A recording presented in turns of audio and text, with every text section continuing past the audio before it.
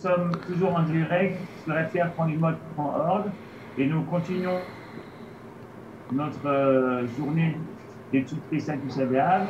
Troisième intervenant, cette fois, il n'est plus ni en direct de Jérusalem ou Netivot, mais en direct de Hebron, plus exactement de Kiryat Arba. Et donc, c'est avec un plaisir. Ronnie Christ est un intervenant qu'on a chaque semaine sur les modes et il nous fait le plaisir d'être également là pour Tisha B'Av. Voilà, bonne étude à nous tous. Tov, j'ai dit le titre de mon intervention, de ma leçon, et c'est un certificat de bonne conduite exigé. Pourquoi ce titre? Eh bien, tout simplement parce que je me réfère à la préface du Rav Tzvi Yehuda Berlin, le natif de Volodjine en Lituanie, sur son commentaire à Emek Hadavar, et que l'on retrouve comme introduction, comme préface dans le livre de Bereshit. Le livre de la Genèse, comme nous le savons, premier livre de la Torah, se termine par un message essentiel. C'est d'ailleurs le but de ce livre que l'on appelle Sefer HaYashar, la droiture. Livre de la droiture par deux fois. Le Talmud, d'abord, dans son traité Avodah Zarah, confirmera quant à lui qu'il s'agit du livre de Bereshit. Pourquoi? Eh bien parce que dans ce livre, les patriarches d'Israël y sont décrits et qualifiés d'hommes droits. Celui qui nous le rappellera sera justement un de ces personnages pas très, pro-abrahamique, et qui dira, ou plutôt qui annoncera qu'il désire mourir de la mort des justes, à Mot Nafshi, Mot Yesharim. Il s'agit de Bilam, prophète des nations à l'époque biblique. Personnage dont on se rappelle la malveillance et surtout l'amertume. Il s'en est venu damner le peuple d'Israël, nouvellement libéré des carcans de l'Égypte. Il ne l'avait jamais rencontré et donc le peuple d'Israël ne lui avait occasionné aucun préjudice. C'est pourtant lui qui, au cours d'une étrange prise de conscience, va déclarer ce dont je vous rappelais, Tamot Nafshi Mot Yesharim, c'est-à-dire déclamer la sublimité, je dirais, d'Abraham, d'Yitzhak et de Yaakov, et soudainement attester un véritable respect, d'où cette phrase précitée dans mon propos. Abraham, Yitzhak et Yaakov peuvent-ils, à votre avis, être reconnus par ce seul attribut? Nos patriarches, et nos matriarches d'ailleurs, ne vivaient pas seulement par leur droiture, ils étaient justes, pieux et saints, pieux avec un X. La droiture étant perçue chez le commun des mortels comme une qualité secondaire, pourrais-je dire.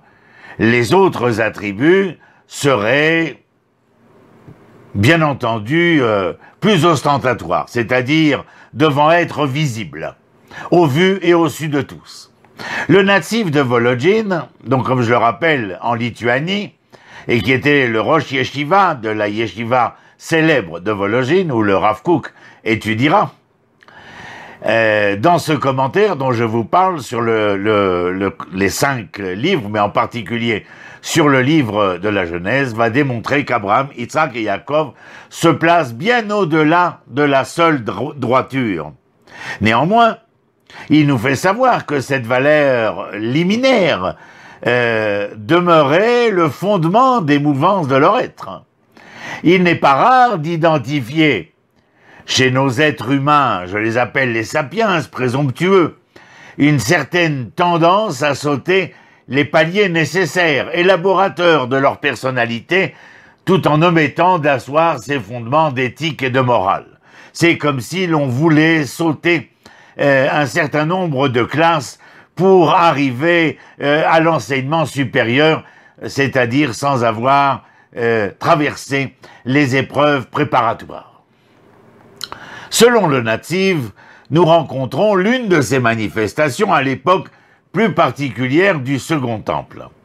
Au sommet de la population judéenne se trouvent des personnages aussi pieux, saints, qui révéraient tous la Torah, Nonobstant leur apparence, voilà qu'ils n'étaient pas toujours irréprochables, entendez bien, dans leur rapport avec autrui. En conséquence, la situation ne pouvait que se dégrader et les entraîner vers la haine gratuite que nous connaissons comme référent de la destruction de ce second temple. La défiance était de mise à cette époque-là, et tout à fait bien organisée pour opprimer ceux dont la conduite mettait entre guillemets religieuse divergeait de leur diktat. L'Inquisition et l'Acquisition vont aller de bon train. On va affubler d'étiquettes tout un chacun, étiquettes diffamatrices. Ce sont des Sadducéens, ce sont des Esséniens, ce sont des Épicuriens. En clair, ce sont des rebelles à la loi.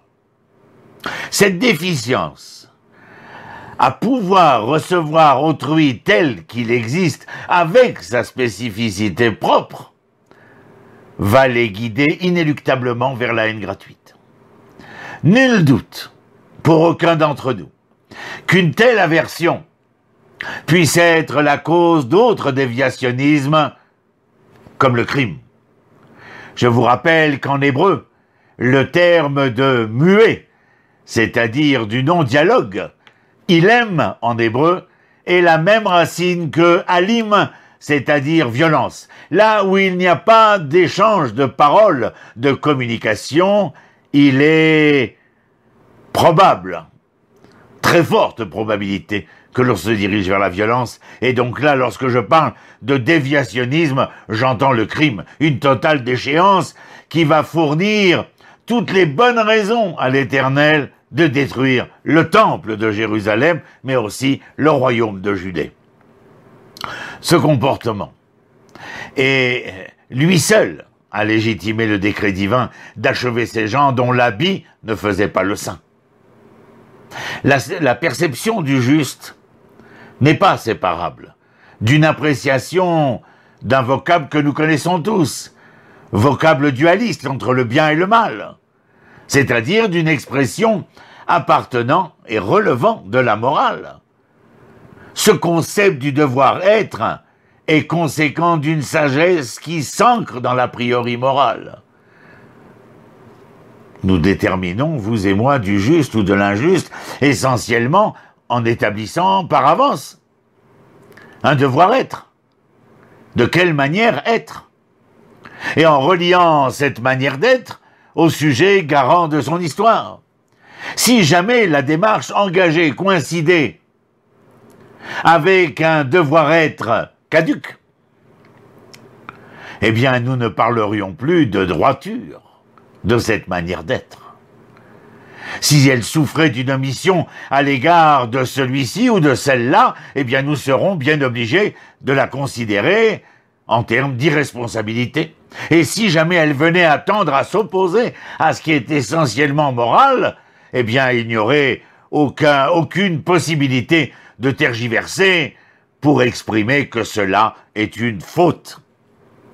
Le cantique de Haazinu, dans le livre de Dvarim, parle de l'Éternel de cette manière. J'ai traduit. Lui, notre rocher, son œuvre est parfaite. Hatsur tamim poalo. Toutes ses voies sont la justice même, Dieu de vérité, jamais inique, constamment équitable et droit, tzaddik veyachar ou.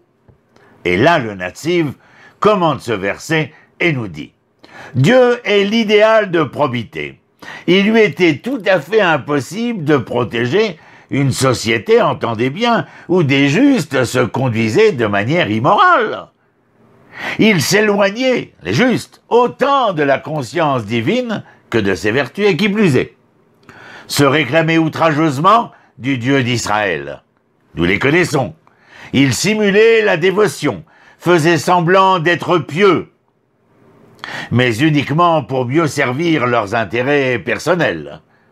Menteurs, manipulateurs, hypocrites, au nom de soi-disant desseins essentialistes, leur conduite amènera la ruine de la société judéenne, puisque nous sommes dans le royaume de Judée.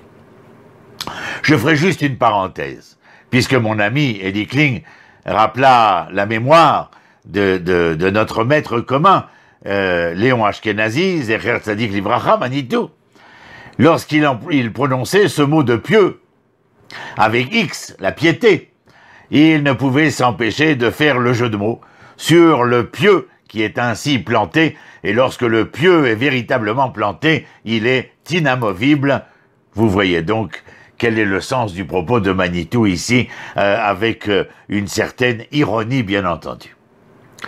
Le Talmud, vis-à-vis de ce que le Natsi vient d'expliquer, rend formellement hommage à nos ancêtres. Il les reconnaît d'ailleurs comme des hommes justes, pieux et saints, mais il remarque surtout une particularité dans leur comportement, celui de la compassion et de l'humanité, entendez bien, vis-à-vis des peuples de la terre, et ce, même avec les païens. Ils se sont engagés avec indulgence et générosité, se préoccupant collectivement de la condition et de la pérennité du genre humain. Ce que rappelle le Nativ à la fin de cette préface sur le livre de Bereshit. Essayons de nous rappeler. Abraham sollicita Dieu afin de sauvegarder la cité de Sodome. Et bien que celle-ci était aux antipodes de la moralité, on y conviendra tous ensemble, il est clair qu'ils ressentaient de toutes les manières un profond dégoût quant à leurs us et coutumes d'une société qui, même à ses yeux, était franchement dépravée et, n'ayons pas peur des mots, foncièrement abjecte. Pourtant, néanmoins, il soutient une incroyable plaidoirie. Tout le monde, j'imagine, la connaît pour sauver la tête de ses habitants. Nos maîtres, d'ailleurs, vont commenter ce verset dans le Midrash Rabbin. Tu as aimé la justice et tu as haï la méchanceté. Et là, ils encensent le doyen Abraham, le patriarche. Tu as aimé justifier les créatures et tu n'as pas aimé les condamner. D'ailleurs, Abraham, comment le désigne-t-on? Av Amon Gohim, père de nombreux peuples. Cela nous éclaire admirablement sur ses mérites non seulement, mais sa responsabilité également. Il est le père, le maître, l'éducateur idéal. Lui, plus que quiconque, va enseigner ce qui est essentiel, la mansuétude. Si ton enfant ne marche plus dans les sentiers battus, tu devras tout faire pour protéger son bien-être et garantir son bonheur. Malgré des provocations incessantes et des querelles à propos des pâturages, vous vous rappelez, les pâturages pour les troupeaux de Lot, les relations avec son neveu vont demeurer inlassablement marquées de correction, de considération et d'une grande courtoisie. Je vous rappelle le mot-clé, Achi, c'est-à-dire mon frère, bien entendu. Son fils, Abraham Yitzhak, fut de la même manière favorable à une paix avec ses ennemis lorsque ces derniers vont entamer des démarches de conciliation. Il en fut de même d'ailleurs avec Avimelech, roi des Philistins, et ses collaborateurs qui lui dérobèrent sa femme et lui attirèrent nombre d'ennuis et d'infinis dommages. Yaakov va agir exactement de la même manière avec Lavan, son beau-père, qui avait tout combiné, d'ailleurs, entre nous soit dit, pour détacher Yaakov de son identité.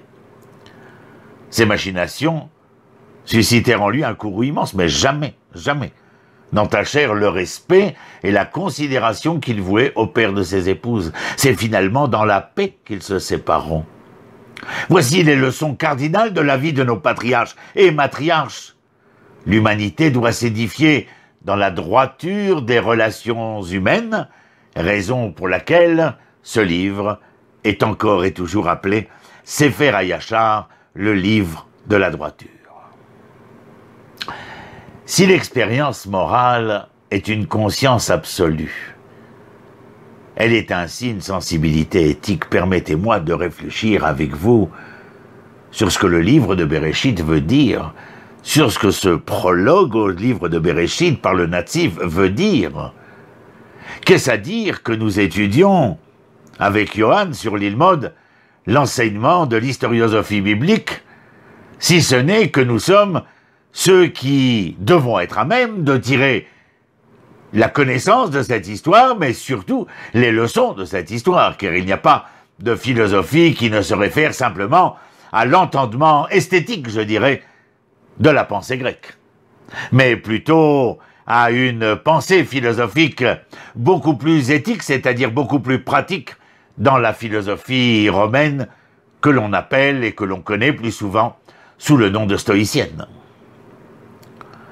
Ce qui veut dire qu'avant toutes les morales, il y a la perception des sens. Toute morale authentique provient nécessairement de la compassion dont nous parlions. Or, celle-ci n'est rien d'autre que la devise de l'amour. Abraham est le père du chesed, Yitzhak celui de la rigueur, du din, et Yaakov celui de la vérité. Mais qu'est-ce donc que le chesed, la bonté? Ah, ça me laisse des Roland Papot. Chesed, c'est l'amour. L'amour ne compte pas. Il partage, et l'offrande de son amour est en soi absolue. Seul l'amour se complaît lui-même en deçà de toute logique. La perception de l'amour seule peut accorder une espèce d'apologie finale au devoir tout en ne blessant jamais la sensibilité de celui qui l'effectue.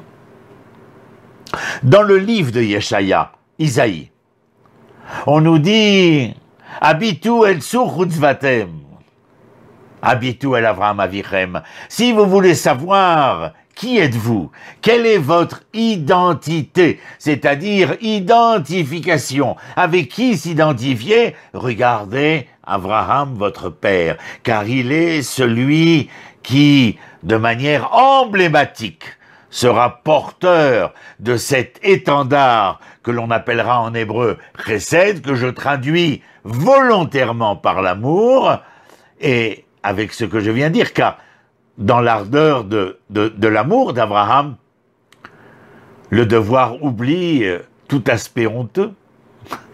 Seul l'amour redonne au devoir son autonomie. Pourquoi? Parce qu'il en résulte alors de l'allégresse primaire de celui qui donne. Repensez à l'attitude abrahamique concernant Sdom et Amora, concernant Lot et ses bergers, concernant le rapport de Abraham avec Pharaon, le rapport d'Abraham avec Avimelech. Chez lui, j'ai appris que l'amour est une propension à estimer plus encore ce qui demeure à la base d'une conduite prolifique.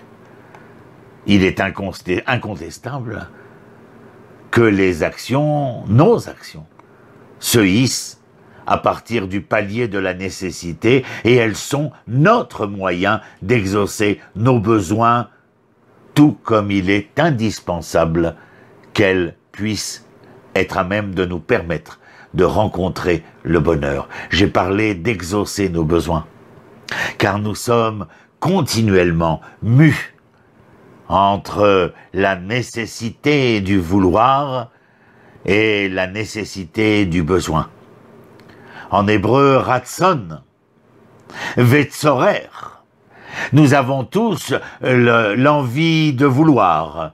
Nous avons tous la capacité à conjuguer le verbe vouloir.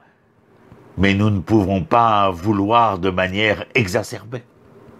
Il nous faut être capable de savoir quel est le besoin. J'aime les bonbons, mais puis-je manger autant de bonbons que je voudrais? Non point. Pourquoi? Car le besoin vient m'interdire, m'empêcher, me mesurer, me donner l'amida, la véritable mesure des choses. Et nous sommes confrontés continuellement, et dans la société du premier temple, et dans la société du deuxième temple. Qu'est-ce que cela bien peut vouloir dire que d'assassiner, que d'être idolâtre dans le sens de Avodah Zara? Oh non, pas parce que l'on vient adorer Astaré cette déesse, comment dire, à même d'apporter le plaisir et l'enfantement. Ou du Baal. Avodah Zarah, c'est d'abord et avant tout cette capacité que nous avons à nous ignorer totalement, à aller servir l'autre plutôt que soi. Avodah chez Izara Lecha. Un travail, un service, une attitude, un comportement qui est étranger à ton moi.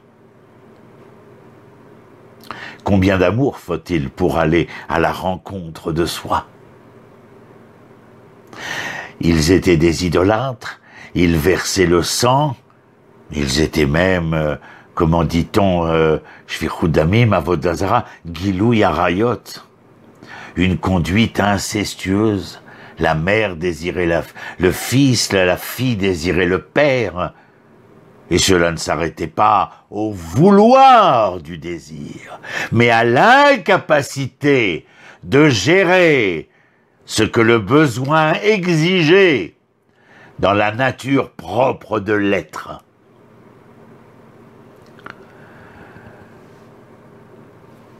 La conduite est certes suprême, elle est conçue d'ailleurs sur la genèse du don.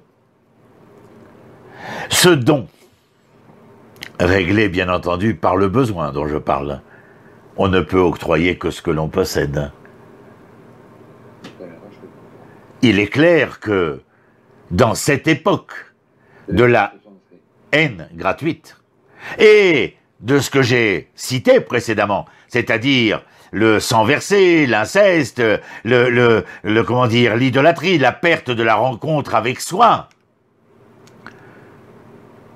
Il y avait une volonté de vouloir donner, volonté, vous entendez, vouloir, mais quand jamais, au grand jamais, il y avait cette capacité d'entendre Ma Ani Tsarir. On ne peut donner que ce que l'on possède, je vous disais. Zenachon, je voudrais te donner tant d'amour. Faudrait-il, quand bien même, que vous puissiez me prouver que vous possédiez un tant soit peu d'amour, pour pouvoir me prouver que vous vouliez me l'octroyer, me le donner ou me l'offrir. Le cœur réclamerait d'être béant afin de pouvoir offrir. Mais pour que le cœur soit béant, c'est-à-dire ouvert, c'est-à-dire prêt à octroyer, à donner et à offrir, faudrait-il qu'il ait lui-même conscience d'être le cœur et quels seraient les besoins nécessaires à ce cœur. Je vous parle du premier temple et du deuxième temple, mais vous avez bien compris que je peux vous parler du 11 août 2019. Nous pouvons faire un parallèle, des analogies sans même perdre la raison, mes chers. L'amour peut concerner un être imparfait, mais apte à devenir plus exemplaire avec le temps. Point de cruauté chez lui, pour blâmer les hommes devant une exigence morale qui ne pourrait parvenir à satisfaire. L'amour va au-delà des faiblesses et des vices, et il peut accomplir ce miracle de dépasser l'égocentrisme. Pourquoi je vous parle autant d'amour? Pour une seule raison. Car nos sages nous ont dit, et notre maître, Arav Abraham Yitzhak HaKohen Kook, le rappellera, si le temple a été détruit par haine gratuite, alors nous serons à même de pouvoir être les témoins d'une société rédimée, d'un devenir rédempté grâce à l'amour gratuit. Nos maîtres ont continuellement répété que l'introduction dont parle le natif de Volodjine était fondamentale à la Torah. Vous connaissez le précepte. Derech Eretz Kadma la Torah, l'éthique précède la pratique religieuse. Enfin, qui aurait pu penser autre chose? Est-ce que nous sommes des hommes du culte? Ou est-ce que nous sommes des hommes de culture vouant un amour sincère et propre à l'éternel Créateur?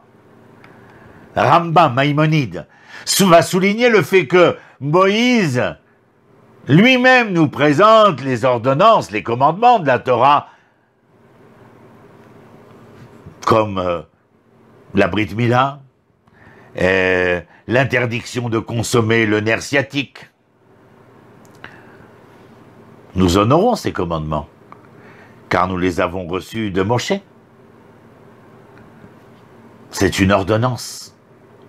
Vous savez comme moi quel est notre rapport d'humain à l'ordonnance, surtout lorsqu'elle est signée par le médecin.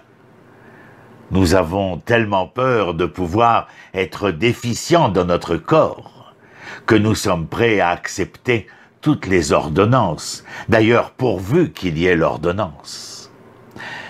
Tandis que les midotes, midote ça veut dire mesure. En bon français, ça ne veut pas dire mesure, ça veut dire vertu. Mais comprenez que la vertu est une mesure, c'est-à-dire ni jamais trop peu, ni jamais trop. Les vertus sont l'apanage des caractères édifiants qui vont être mis en valeur chez Abraham, chez Yitzhak, chez Yaakov, je vous rappelle. L'amour chez Abraham, la rigueur chez Yitzhak, la vérité chez Yaakov.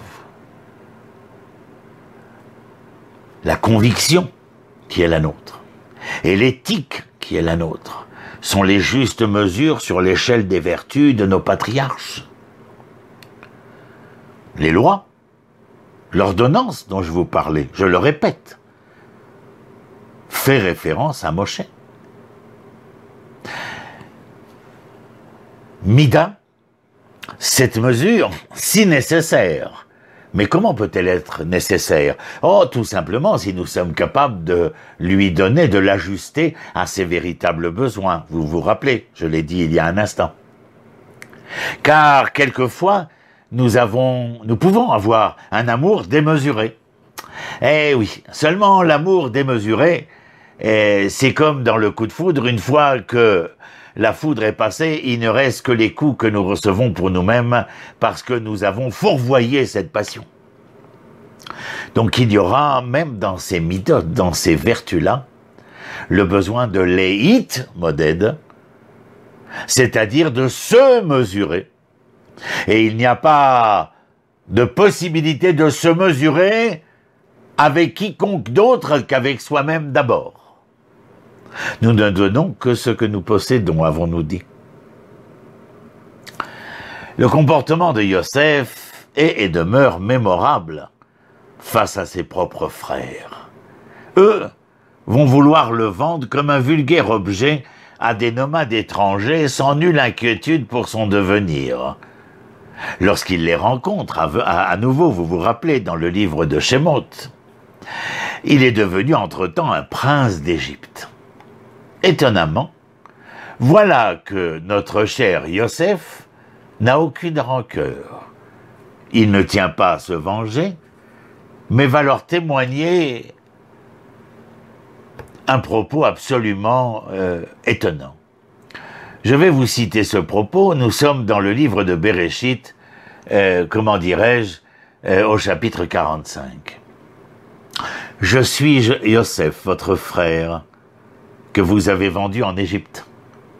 Et maintenant, ne vous affligez point, ne soyez pas irrités contre vous-même de m'avoir vendu à ce pays, car c'est pour le salut que Dieu m'a envoyé avant vous.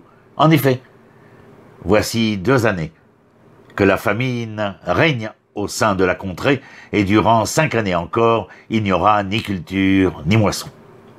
L'Éternel m'a envoyé avant vous pour vous préparer une ressource dans ce pays et pour vous sauver la vie par une conservation, une survivance merveilleuse, celle que Yosef leur accordera.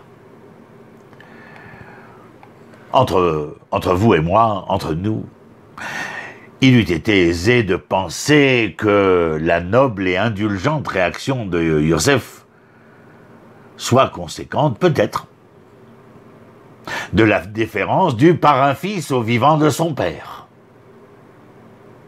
Yaakov est encore vivant. Les frères, d'ailleurs, vont le ressentir de cette manière. Et c'est pourquoi, dès la mort de Yaakov, les frères de Yosef s'affolent, vont prendre peur et vont confesser à Yosef. Je cite, « Pardonne de grâce l'offense de tes frères et leurs fautes et le mal qu'ils t'ont fait. Maintenant donc pardonne leur tort aux serviteurs du Dieu de ton père. » De les entendre ainsi s'épancher, Yosef ne put retenir ses larmes et celles-ci s'écoulèrent. Ensuite, les frères s'approchèrent d'eux-mêmes et s'effondrèrent à ses pieds et vont déclarer: nous sommes prêts à devenir tes esclaves. Et Yosef leur répond: soyez sans crainte, car suis-je à la place de Dieu? Vous, il est vrai, vous aviez médité contre moi le mal. Dieu l'a combiné pour le bien, afin qu'il arrivât ce qui arrive aujourd'hui, qu'un peuple nombreux soit sauvé. Donc soyez sans crainte. J'aurai soin de vous et de vos familles. Et il les rassura. Védiber el libam, il parla à leur cœur. Vous entendez le propos? Je suis sûr que chacun ou chacune d'entre nous aurait éprouvé des difficultés à pouvoir réagir face à des frères qui avaient fait preuve d'autant d'indifférence lorsqu'il les supplia, d'autant de cruauté lorsqu'il les implora. Et jeunes adolescents se retrouvaient trimballés à travers les méandres d'une histoire totalement inconnue pour lui. Et pourtant, oui, nous n'avions jamais connu de semblable attitude auparavant. Cet homme Yosef est le seul capable de réhabiliter son prochain. L'obligeance dont Yosef témoigne dans cet entretien avec ses frères est unique. Pas une seule critique de sa part, mais bien au contraire, c'est lui-même qui réconforte et encourage ses frères. Il est vrai, rappelons-le, que Yosef avait aussi mal agi envers eux, puisqu'il racontait sur leur compte des médisances à son père, au chapitre 37. Mais désormais, Yosef a entièrement assimilé les leçons des patriarches dont nous parlions. Il devient l'homme de l'indulgence, de la loyauté, tandis que ses rapports avec autrui sont estampés d'une élégance que les adversités les plus fâcheuses ne contrediront plus jamais. J'avais donné un cours il n'y a pas très longtemps justement sur ce livre de Bereshit, où l'histoire des hommes commence par un fratricide. Vous savez ce dont je parle, le rapport criminel qu'il y aura entre Caïn et Abel. L'histoire de l'humanité commence par ce sang versé. Bien heureusement, ce livre dans lequel se déroule cette ouverture, ce que l'on pourrait penser comme étant le paradigme de l'histoire de l'humanité, se termine avec ceux dont nous parlons maintenant. Parce que ce livre, je vous rappelle, ce que le Nazi vient et énonce, il s'appelle Sefer HaYashar. Mais entre nous soit dit, tout n'ira pas pour le mieux dans le meilleur des mondes, depuis Caïn et Abel jusqu'à ce rapport un peu critique entre Yosef et ses frères, sans oublier, sans aucun doute, les rapports de Sarah avec Agar, et les rapports entre Yitzhak et Ishmaël, et qui plus est, a fortiori, ce lien si difficile de fraternité entre Yaakov et Esav. Car c'est de cela qu'il est question. Je n'aurai de cesse de le rappeler, contre vents et marées. Cette fraternité dont Manitou nous entretenait et qui parcourt sans cesse comme un fil d'Ariane la texture du livre de la Genèse, mais tout autant les 929 chapitres du Tanakh, des 24 livres du Tanakh, des plus de 1300 pages du Tanakh. Si au premier temple et au deuxième temple, et aujourd'hui, à l'heure où je vous parle, nous étions simplement capables d'entendre et de comprendre, mais grâce au fait que nous connaissions et savons que Ach, le frère, est la racine de Acher, l'autre, et que Acher est la racine de Achraï, celui qui est responsable. Car en fin de compte, nous pourrions, dans un enseignement plus que probant, dire que l'homme est responsable, et qui est cet homme le responsable à la responsabilité individuelle et collective, si ce n'est celui capable de reconnaître dans l'autre, ben vous l'avez dit, j'imagine, son frère.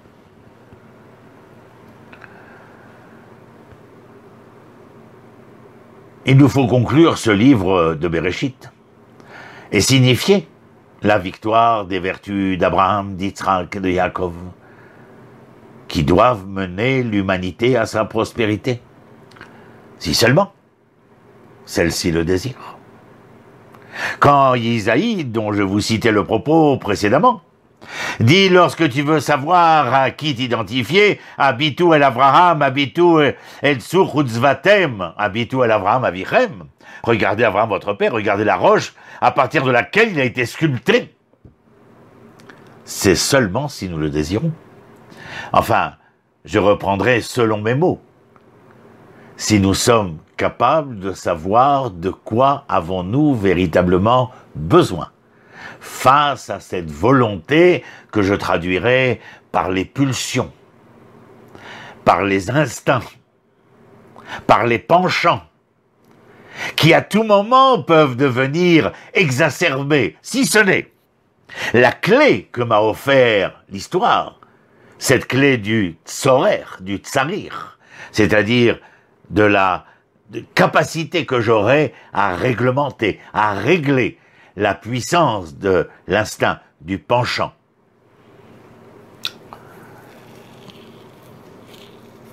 Il faut bien sûr aspirer à plus de bien-être et de rencontres avec le ou la, comme vous préférerez, bonheur. Oui, j'ai bien dit bonne trait d'union, heure. Le bonheur, c'est cela.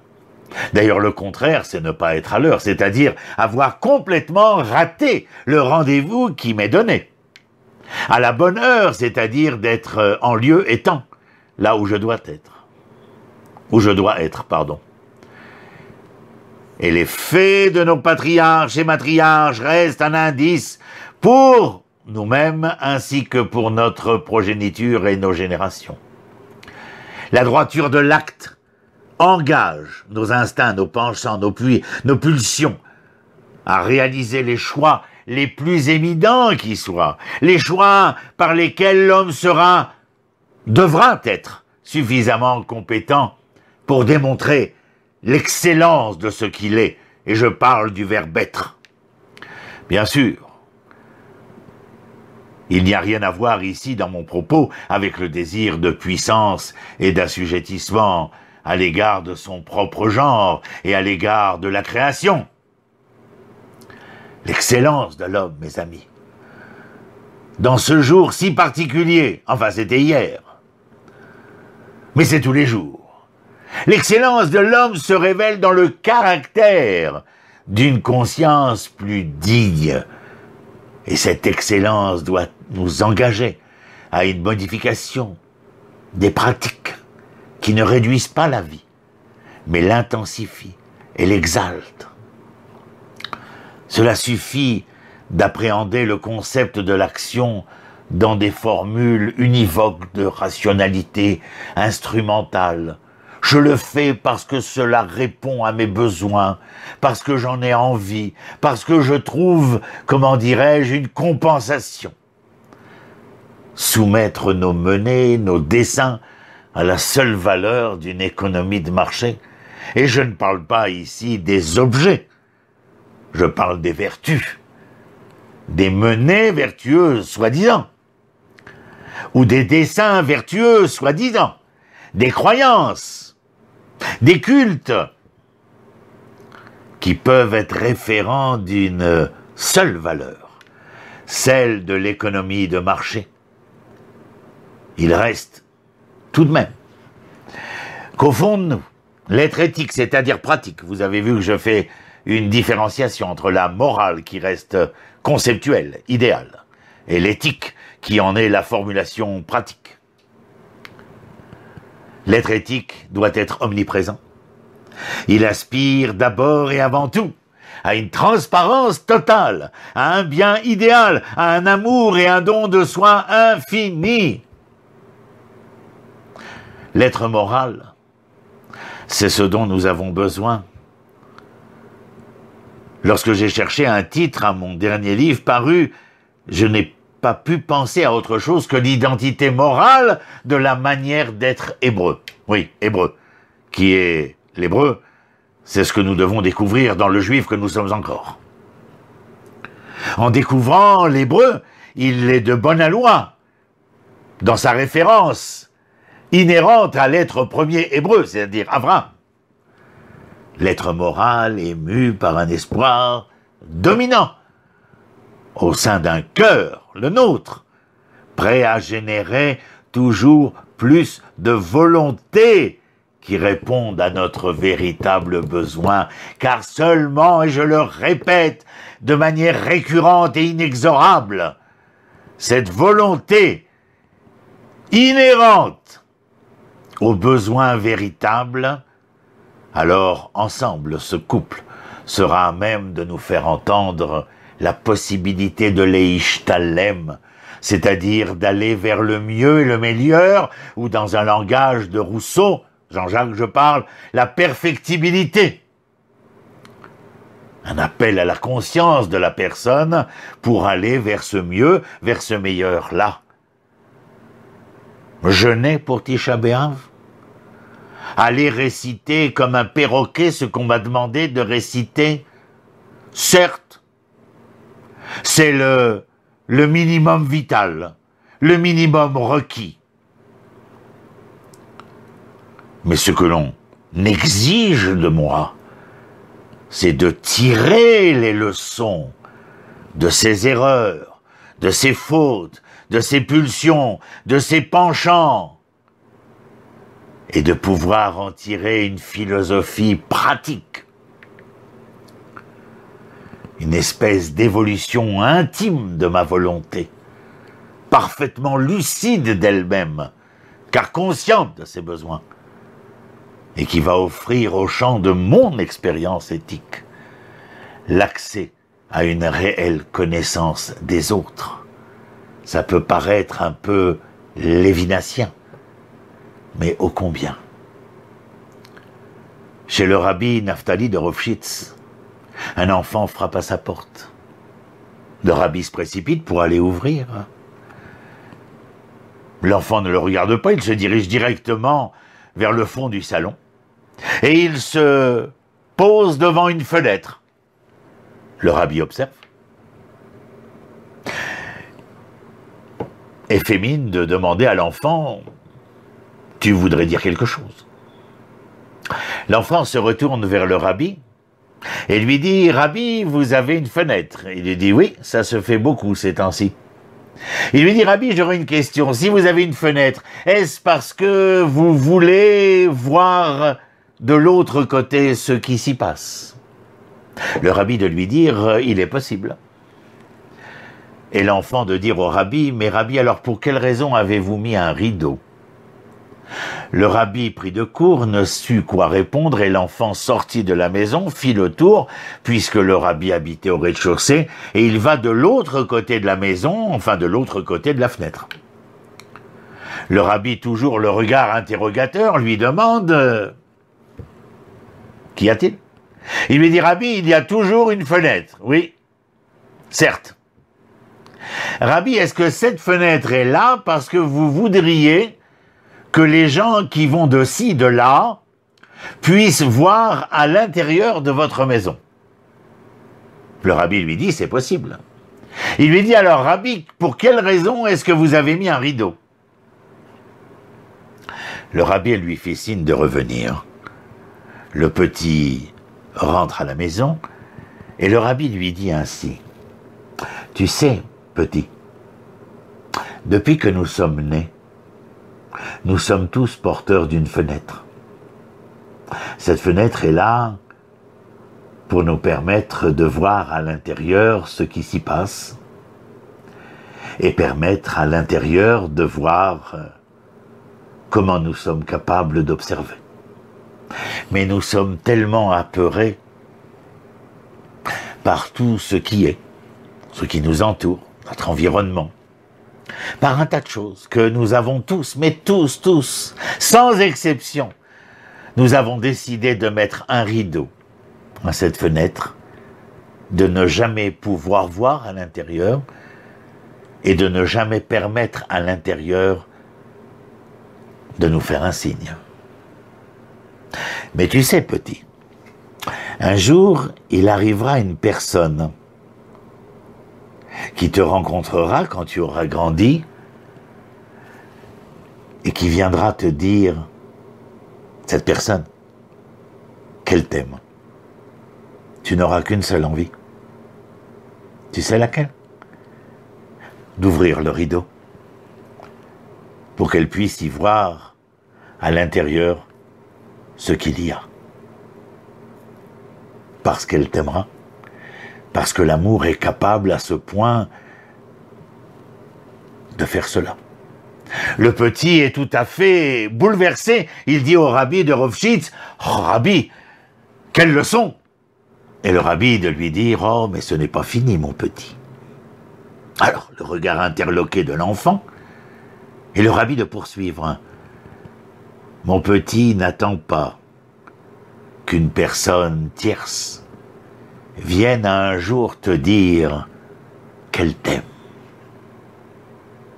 Et c'est un jour de prendre rendez-vous avec toi-même lorsque vous serez seuls, toi et lui, ou toi et moi, c'est-à-dire toi avec toi.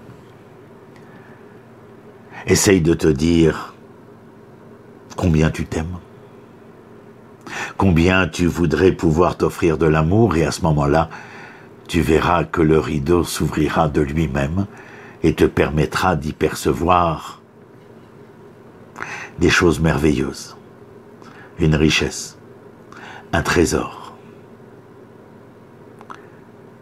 Seulement, avec ce besoin essentiel, cette clé, de savoir utiliser la juste mesure, et cette mesure, dans ce cas précis, s'appelle l'amour. Je suis à Hebron, à mes pieds il y a la plaine de Mamré, là où l'alliance fut faite entre Dieu et Abraham, le fait que nous deviendrons une nation et que nous serons un peuple. Il y a des tas de gens, là vous voyez sur ma droite, il y a une famille venant d'Éthiopie. Derrière moi, la maison d'à côté, il y a une famille venant de l'Indochine. Il y a des Ashkénazes, des Sfaradim, il y a des grands, des petits, des gros, des maigres. Il y en a qui pensent de manière très nationaliste, il y en a qui pensent d'une autre manière, et puis il y a moi. Un cas particulier aussi dans ce paysage-là. Il faut que nous soyons capables. Rappelez-vous l'histoire du rabbi de Rovchitz, rappelez-vous cette introduction du natif de Volodjine. Il faut que vous soyez capables, vous, comme moi, nous tous, d'être des chefs d'orchestre. Un chef d'orchestre en hébreu, c'est Menatseach. Menatseach, vous entendez Netzar, l'éternité, et vous entendez Lenatseach, vaincre. Pour une seule raison. C'est que le chef d'orchestre a la possibilité, devant un nombre d'instruments pluriels, de faire entendre une symphonie singulière. Cette capacité à faire en sorte que chacun des instruments présents puisse émettre le son qui lui est dévolu, et par de ça être capable de faire entendre, lorsque la pluralité des instruments jouera, une symphonie pastorale, fantastique. Alors vous serez capable de vaincre, et pas de vaincre pour un temps, de vaincre pour tout le temps. Les Natséar est un Netzar, c'est-à-dire de vaincre l'éternité. Je vous souhaite le mieux et le meilleur pour les jours et les temps à venir, en espérant aussi, bien entendu, que la philosophie de l'histoire nous permet d'être perfectibles, c'est-à-dire d'aller vers le mieux et le meilleur pour nous-mêmes, et pour chacun et chacune de notre entourage, de notre environnement, pour le meilleur du peuple d'Israël et Israël comme témoin de l'Éternel pour le mieux et le meilleur de l'humanité. Shalom, shalom à vous tous. S'il y a des questions, je suis tout oui. Shalom, merci beaucoup à Roni Akrish, c'est un plaisir de t'écouter. C'est le moment, c'est les questions, réflexions par chat ou avec votre micro. Vous pouvez également interagir avec notre conférencier. C'est le moment, cher ami.